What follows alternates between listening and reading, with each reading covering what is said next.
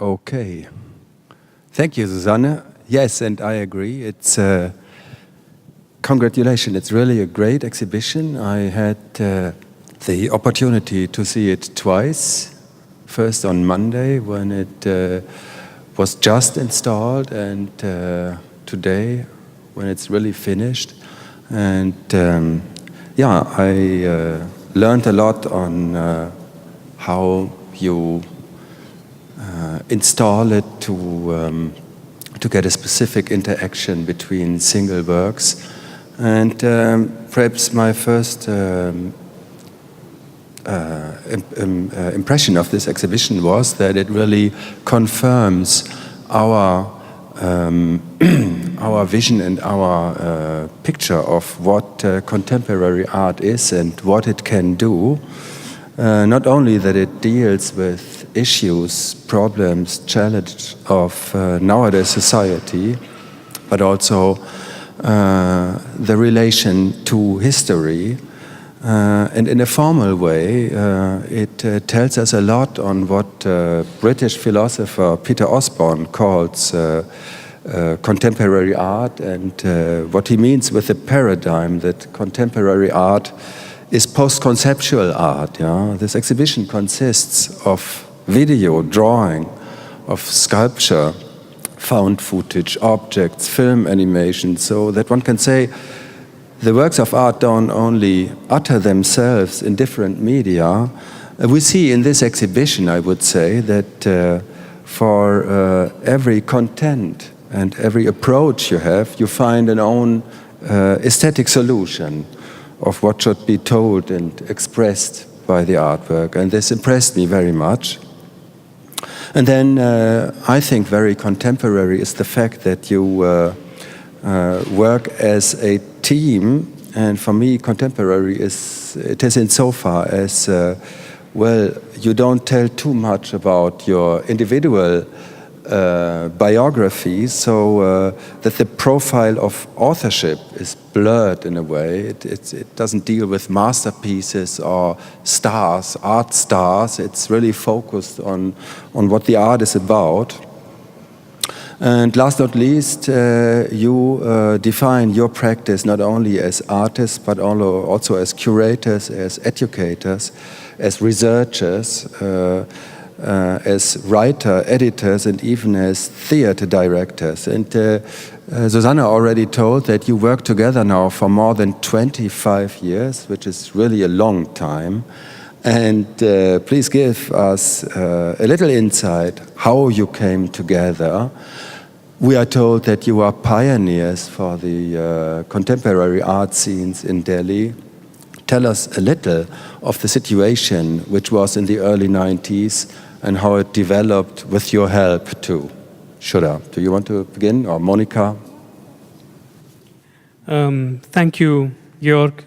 Thank you, Susanna, and to everyone at the K21 Museum, Beatrice, and all the people who've made this show what it is.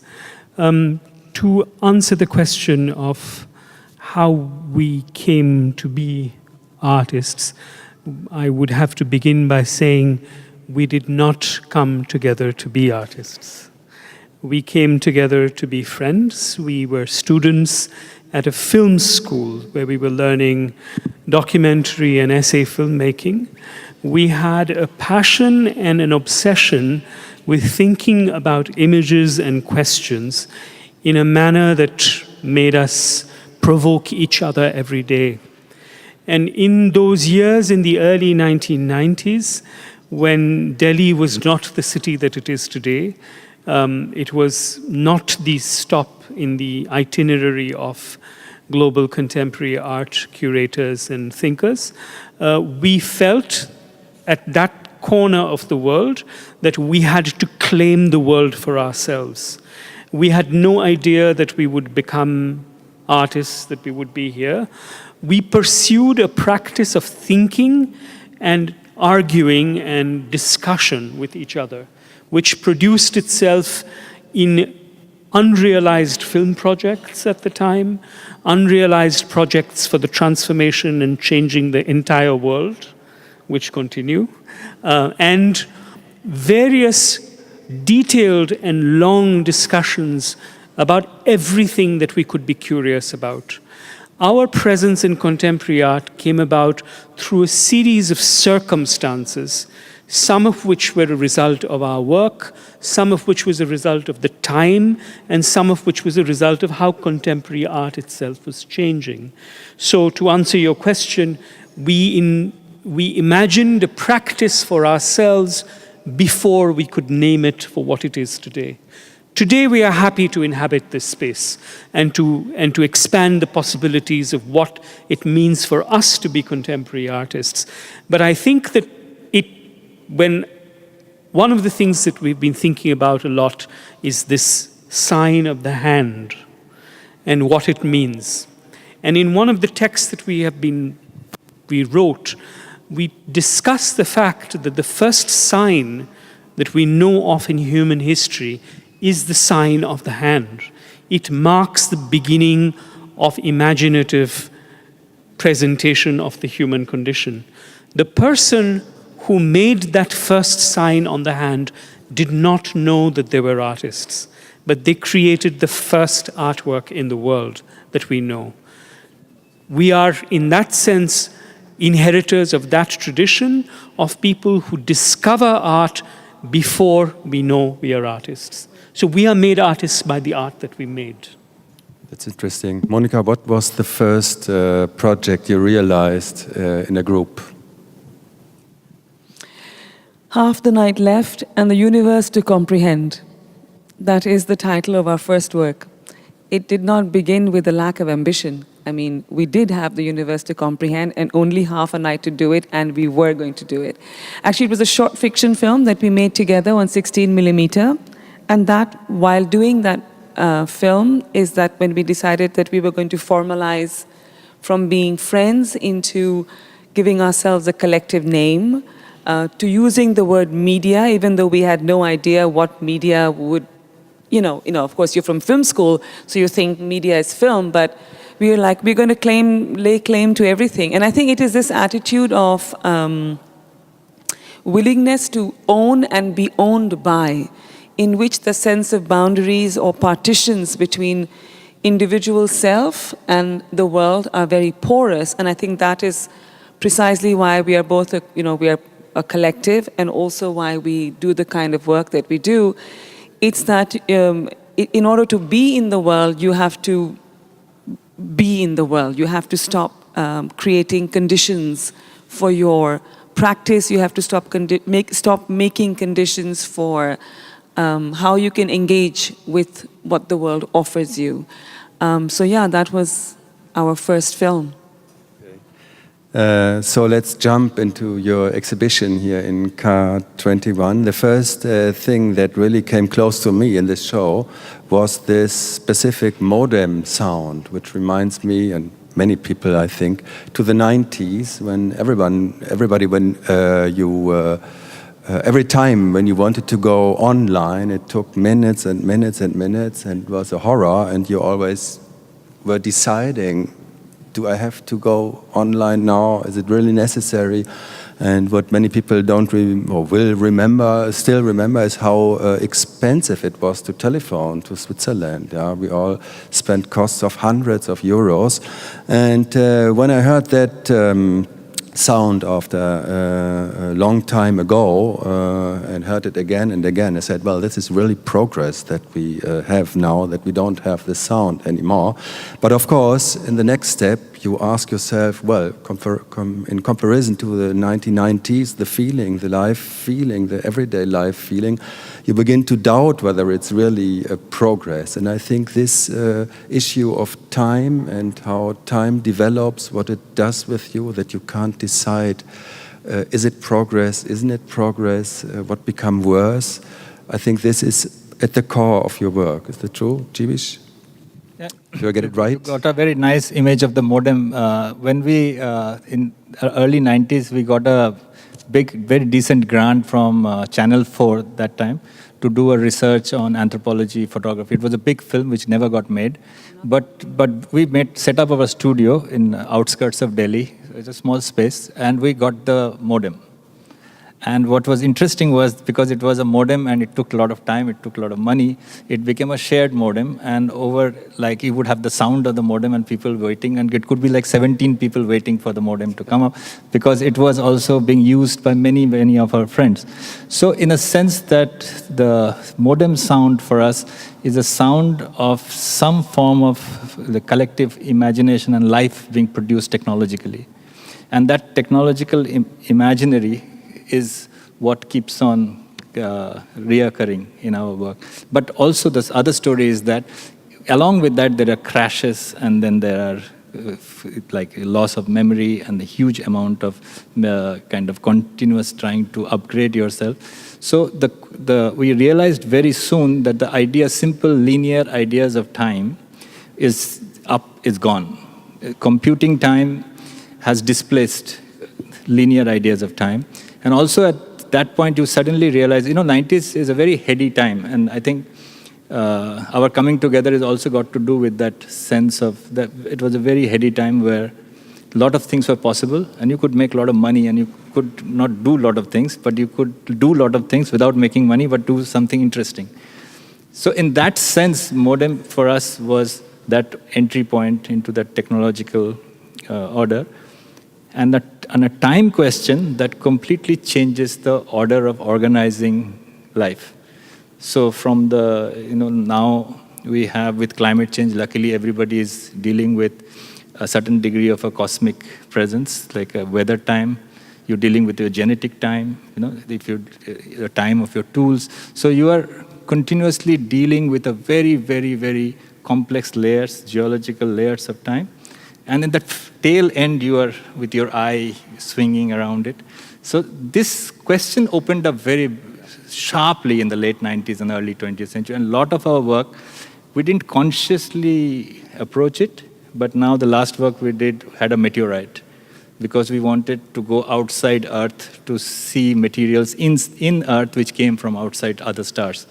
So in that sense, you can say the modem symbolizes that. Modem and the heartbeat symbolizes at some level. And it's very beautifully installed, so you immediately get a sense of it. Yes, the other soundtrack is a heartbeat, a very essential sound, you can say. And it's your first clock, is the heart.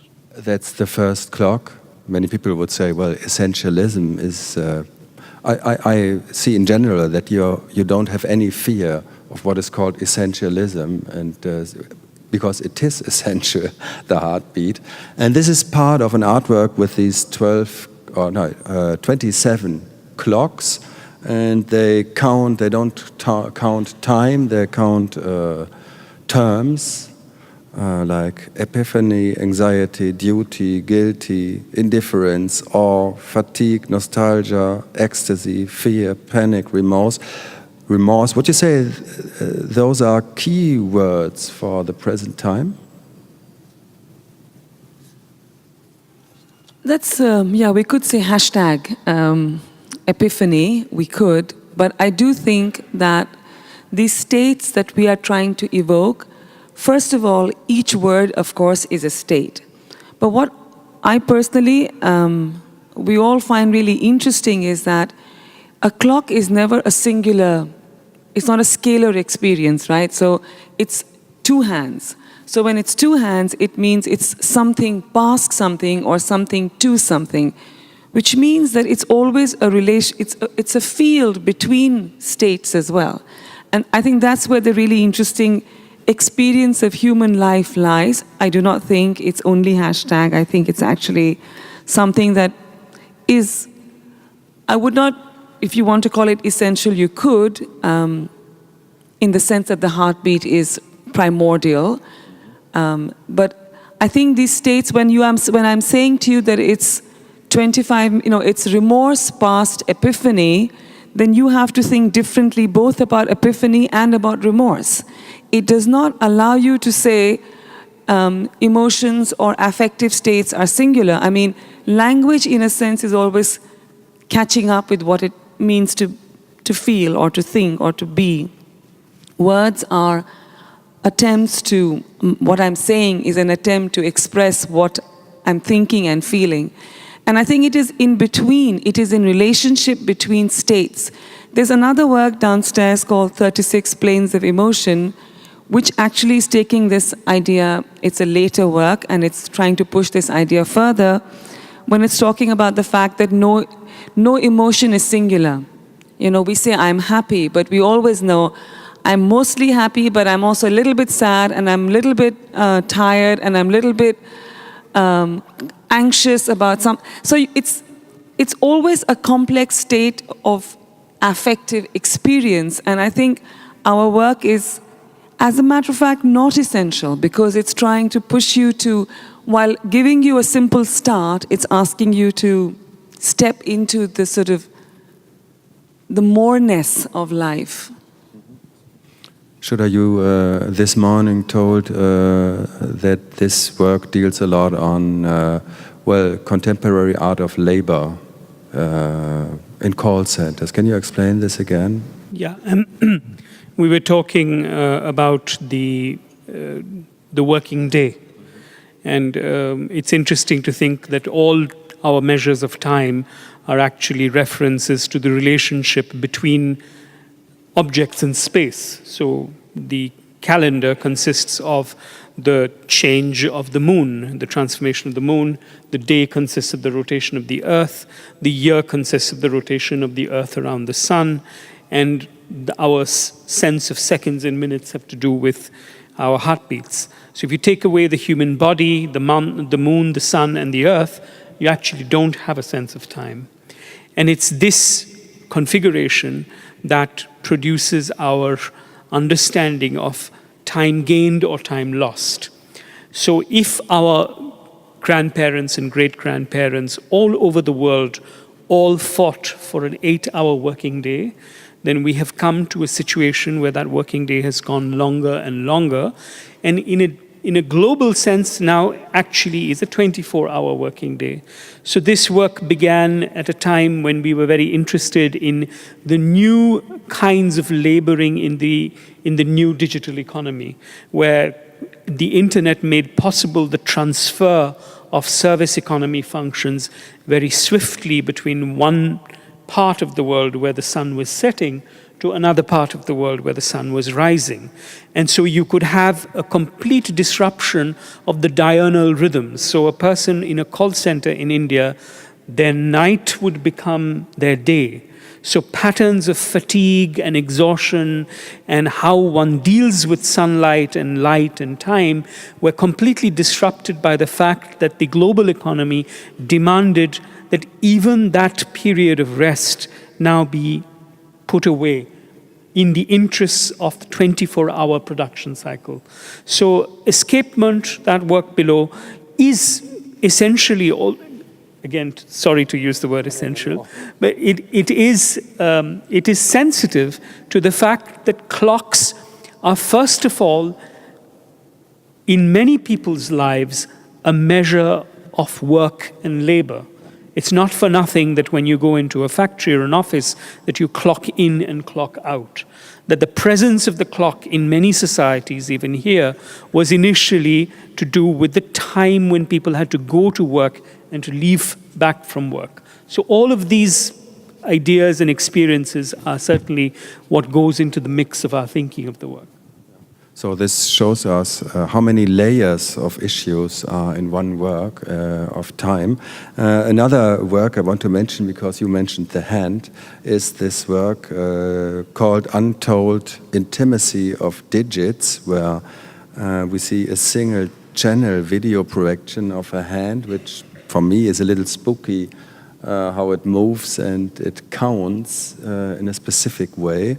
And this hand has, it is the hand of a peasant of 19th century, and it is a very specific story of colonization too.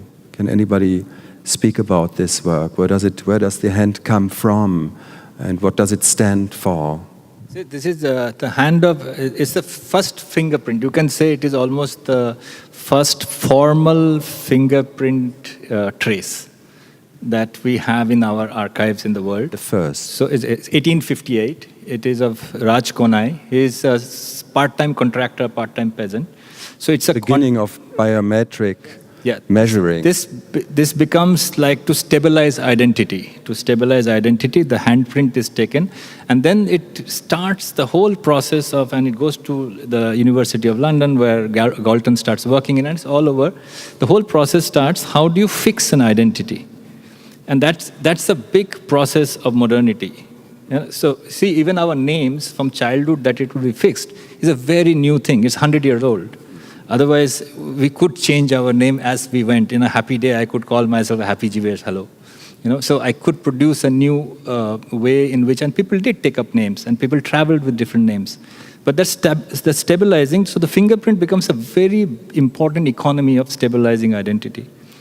So for us, when we saw this in the archive in 2006 in University of London, and actually, in 1993, we had got a sense of it, but we couldn't really trace the handprint. But in 2007, we were in Geneva, we saw the handprint, and we started working on it. It took us 5 years to come to this image, and parallelly, we were researching the emergence of the unique identification database and number that was happening in India in 2004 onwards, 5. When we started researching, and in Sarai, we did a lot of conference and thinking around it, we were not taken very seriously that it is some kind of an artistic venture that they are doing. And we kept on arguing that this is something that is transforming the way identity will be produced, transacted, consumed, and marketed. And by 2010, the whole thing unfolded, and then the whole database of all biometric measurement of all Indians will be taken. Not only in Indians, if you are a visitor in India and you're staying, your biometric measurement will be taken. Your fingerprints and retina scan will be taken as part of the national database to stabilize identity. And all kinds of reasonings were given, and it becomes a law. So in 2011, we finally got an image that this hand has to count and defeat the count. So you are counted, but in your stubborn insistence of the count, you will keep on counting and defeat the count. So this trace, the first trace of the fingerprint, refused to be counted, and it keeps on counting to infinity. So that's the way the work emerged as a. So for some, it is also counting musical score, or taking like what you call japa. Or meditation. Or meditation. A rosary, like you do with a rosary. Like a rosary, you can meditate. And also, at some level, an insect trying to crawl out of us. So just to repeat it, this hand is the origin of a huge project. It's all global. Biometrics, all biometric everywhere in the world. It's, unbelievable. So what does the state do with all this data? What does every state do with all this? I think the Indian state has and in all its incarnations in the last 10 years, has this tendency to assume that by saying it is powerful, it will become powerful.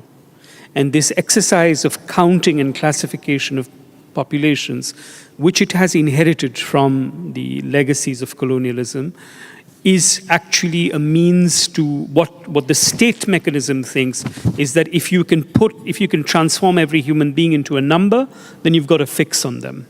But as this work tries to argue, the infinity of human possibilities are impossible to be counted.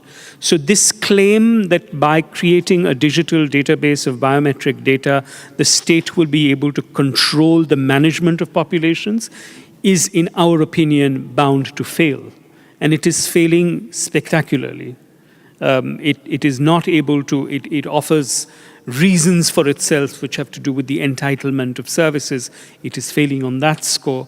It is not able to match identities to digital traces.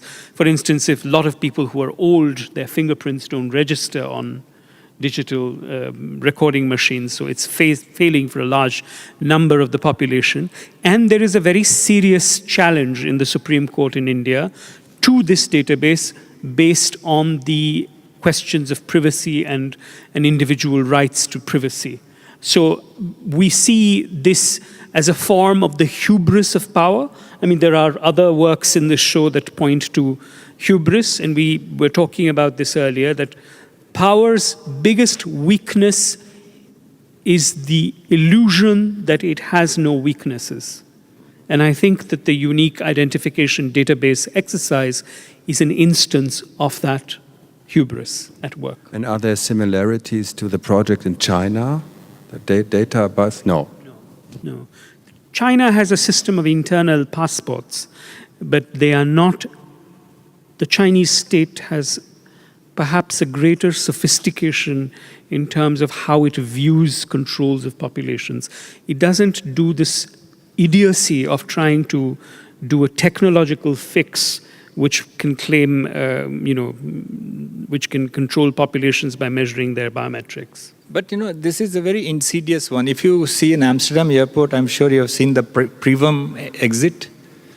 Privium exit. Have you seen in the Amsterdam airport? When you are giving a passport, there's a Privium exit where you actually volunteer your retina scan. You give a retina scan, the door opens and you can. It is to speed up business travelers. So actually the business travel may speed up and may take all of us with it, with our retina scan as the passport. And the Agamben, the philosopher Agamben got very angry that he won't go to America because America was taking fingerprint while entering. Last 5 years to enter Schengen, we have to give fingerprint, and Agamben is not getting angry. The thing is that it is very insidious. And you may be angry at a despotic move of George Bush at one point, but then it becomes the logic of governmentality itself. Normalized, yeah. And that normalization is what we are interested in. This is very interesting. Let's finally talk about work that gave the title to the exhibition, Everything Else is Ordinary. It stems from a diary of a worker in Delhi who committed suicide, I think, in the 1990s. This was a worker who wrote his diary as a form of literature, and you, I think, became aware of this by a book from the French philosopher Jacques Rancière, and perhaps you can explain a little what fascinated you at this diary and how you came to artistic decisions to make a film about this. I think each one of us should talk about different ends of this. The diary was not written as a work of literature. The diary was written by a worker as a daily account of their life. And we found it in conversation with a group of young writers who came from working class backgrounds, one of whom was the niece of this man. She brought the diary to a meeting and discussed the contents of the diary, and that group began a process of thinking with the diary about the quality of daily life. So the entries of the diary are very simple. They say, did this, went to work, bought milk for so much money, had a nap in the afternoon, everything else is ordinary. So each day has an entry that talks about everything else being ordinary, except for one day, which says at the end, today was the best day. And I leave it to you to find out why it is today was the best day, because I think that's quite an incredible moment in the work. But what I'm saying is that it points to a certain kind of method that we have been able to find, listening to what people think about their life is an essential part of us being able to understand the relationship between the mundane, the everyday, and what we might even risk calling the miraculous or the numinous in life. And that relationship, which is actually available to all of us. It is not only available to people of special, consciousness or who are evolved, but every one of us in our life has something that is extraordinary that happens more or less, I would say, every day. And it's that calculation of time between the ordinary and the extraordinary, between deciding that the time taken away from us by capital is not necessarily going to defeat us, because we will find time for the extraordinary and the miraculous in all the time that we can take back through daily life. So that's one way of thinking about the work, but I think that Jeebesh and Monica have other things to say. There's another line in the piece which is, I have now lost faith in time. That line is written by another worker a couple of 100 years ago in France, whose name was Goni, and that is the worker on the archival research of Jacques Rancière helped him to find this material, and we had invited the same group of people who were reading the diary to also read a translation of Rancière's The Nights of Labor, which is where this line, "I have lost faith in time," is from, where the story of Goni is. We had the book, we had the book translated into Hindi and had it published in India.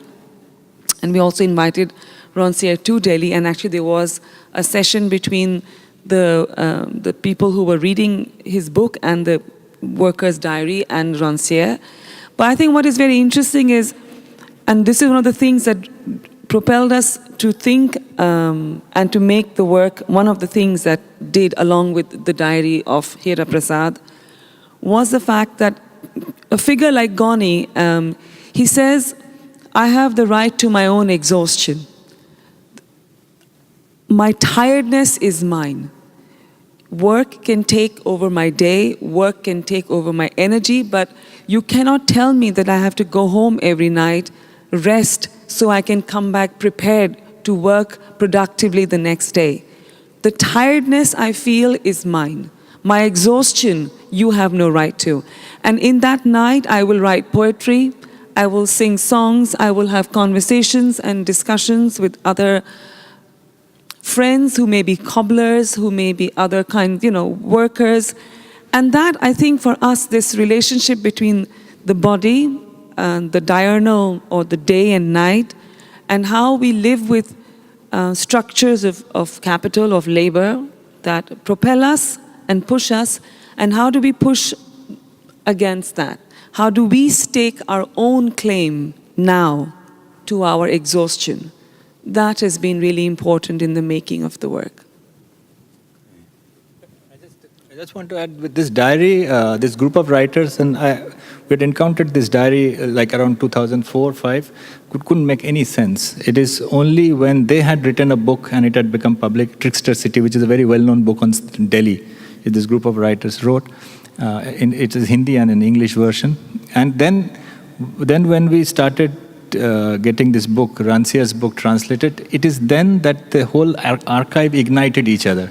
See, it is like our hand, like it took us 5 years to ignite an image out of it, like to feel that there is an image that is pulling us into something. So the same way, another archive, a philosopher's enquiry into an archive, triggered that this is an archive. This is someone's trace that left behind of a thought process.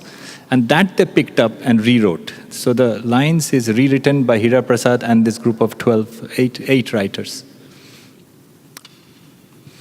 Okay, my last question is a little more in general, but very contemporary too. I think it deals with the so-called Western civilization. I think we are in a crisis. Democracy is in a crisis. For me, it's the first time that I really in doubt what the development in Europe, also in America, of course, in the United States, as far as democracy is, how it, which direction it will take. And I want to know from you, from your personal perspective, what's going wrong in Europe, in the Western societies. I was other day asking, discussing with Monica about this question of civilization. I said, I kind of have read Gandhi, but I don't like him so much. But there's one sentence of his really makes a fascinating comment. He was asked, what do you think of Western civilization, like you were asking? And he said, it's a good idea. So I think he was very succinct, but very beautiful in the sense that civilizations are actually always work in progress. They don't stabilize. The idea that if you have stabilized into a form of life that is going to reproduce that itself is where the problem starts. And I think what this as an idea, if you keep your past and future open, a civilization may have a different cue. And now it is very difficult to have a singular idea of civilizations. We know so many different philosophical roots of what Stabile was called Western civilization is. So actually it's a fun time from outside, it looks, because the question of the past and the future has opened up. And 1 minute, the Douglas Gordon's film, there's a very beautiful line. The violinist says that in music there is no past or future. So the unredeemed histories could be actually, we may, between us as humans, may have the method by which we can bypass or live or kind of do or live through or live away or sideways through an unredeemed histories. Like the weight of unredeemed histories are very dark and very heavy. So we have the methods, but we only need the time for those methods to germinate between us. If I might add, I think that, we tend to forget that the processes that we call democratic often have ironical consequences. In this country, Adolf Hitler, whose birthday it is today, came to power with a democratic election. In the country that we live in, the man who is the prime minister is actually a great admirer of Adolf Hitler and his methods, and he came to power with democratic elections. The question of democracy is something greater and more important than the counting of heads, which is what it has been reduced to. It has to do with the nature of the quality of relationships between subjects and objects, between power and people. We tend to have reduced the question of democracy to a database, like the count of the populations below.